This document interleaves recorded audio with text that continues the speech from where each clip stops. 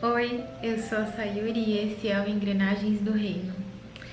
E hoje eu gostaria de falar sobre Geazi, ou Geazi, como alguns chamam. Mas para falar um pouquinho sobre Geazi, eu vou ter que falar sobre um personagem anterior, que é Naamã. Naamã é uma história que o Bruno gosta muito. Eu acho que ele pregava muito sobre Naamã e a mulher do fluxo de sangue. E quando eu penso em Naamã, eu venho na minha cabeça aquela musiquinha, sabe? Ele é o bom, é o bom, é o bom. Porque parecia que Naamã tinha tudo. A Bíblia fala que ele era respeitado, ele era honrado, ele era super amigão do rei da Síria, ele era muito rico, ele devia ter boa aparência porque ele era um guerreiro, né? Ele só não tinha saúde para desfrutar de todo o resto que ele tinha. Naamã era leproso e na busca, né, por se curar, né, dessa lepra, os caminhos de Geazi e Naamã se cruzam. Eu vou contar meio por cima, né, essa história, mas Naamã descobre que em Israel existe um profeta que pode curar a lepra dele.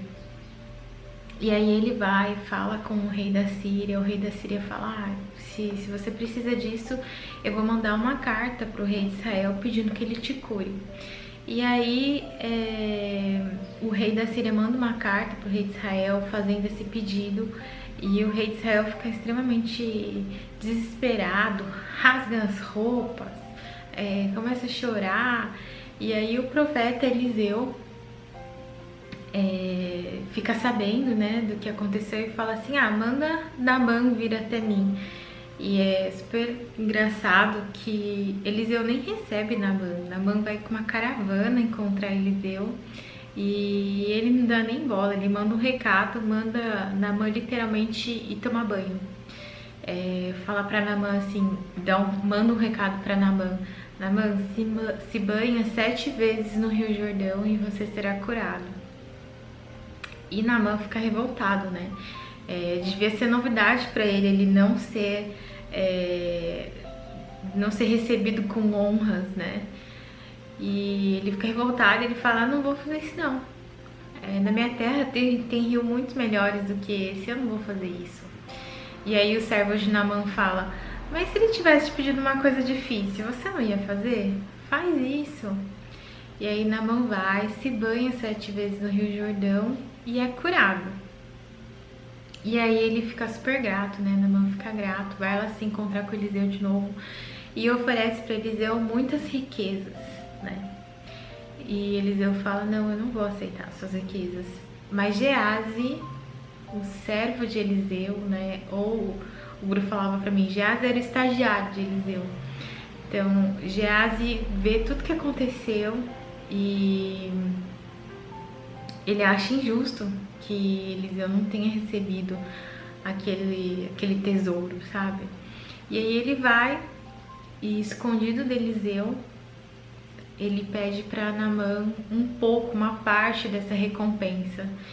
E aí acontece o que eu vou ler agora. 2 Reis 5, 25. Depois entrou e apresentou-se ao seu senhor Eliseu. Este perguntou: onde você esteve, Geazi? Geazi respondeu: teu servo não foi a lugar nenhum. Mas Eliseu lhe disse: você acha que eu não estava com você em espírito quando o homem desceu da carruagem para encontrar-se com você? Este não era o momento de acertar pratas nem roupas, nem de cobiçar olivais, vinhas, ovelhas, bois, servos e servas. Por isso, a lepra de Naamã atingirá você. Assim, hoje a lepra tem cura, né? Mas naquela época a lepra já tinha matado muita gente, né? E depois disso também milhares de pessoas morreram, né? Hoje eu dei um Google, assim, e hoje o tratamento é de 6 a 12 meses e graças a Deus, com o avanço da medicina, tem cura. Mas nessa época não tinha, né? E no momento em que Geazi não aceitou o não de Deus, que que ele enxergou aquele tesouro como algo que ele precisava, ele recebeu junto a doença, né? Uma doença que levava à morte. A palavra de Deus diz que a fé, em Hebreus 11, né, diz que a fé é a certeza das coisas que se esperam e a convicção de fatos que não se vê, né? Não é porque você não viu que não aconteceu um livramento na sua vida quando Deus te disse não, né? Eu queria que você se libertasse hoje da volta dos que não foram, sabe? Daquelas oportunidades que você perdeu, que aos seus olhos pareciam ser um tesouro, parecia ser algo que ia mudar a sua história. Tem gente que passa a vida inteira arrependido por algo que não aconteceu, por um emprego que não aconteceu, que não conseguiu, por um namoro que não foi adiante, por uma honra que não recebeu, por uma promoção que não aconteceu. Não é porque você não viu que não houve um livramento de Deus em seu favor quando Ele disse não para as oportunidades que pareciam ouro para você. E é disso que eu gostaria que você se libertasse hoje. A palavra de Deus diz: sabemos que Deus age em todas as coisas para o bem daqueles que o amam, né? Em Romanos 8:28, a parte A. Ou todas as coisas cooperam para o bem daqueles que amam a Deus, em outra versão. E a gente confunde o fato de todas as coisas cooperarem para o nosso bem com... a gente, né, imagina que tudo de bom vai acontecer com a gente, que só o bem vai acontecer com a gente. Mas não é isso que tá falando. Tá falando que todas as coisas vão cooperar para o nosso bem. Às vezes o não de Deus coopera para o nosso bem, porque todas as coisas cooperam para o nosso bem, para o nosso crescimento, para que a gente vá bem. Então, essa palavra vai ser rapidinho. Eu só queria que você se libertasse. Se Deus te disse não, é não. E Deus sabe do que Ele tá falando, sabe? Ele não vai dizer não pra você sem razão, né? Deus é Deus, Deus é Pai. E Ele não vai simplesmente querer tirar algo de você, né?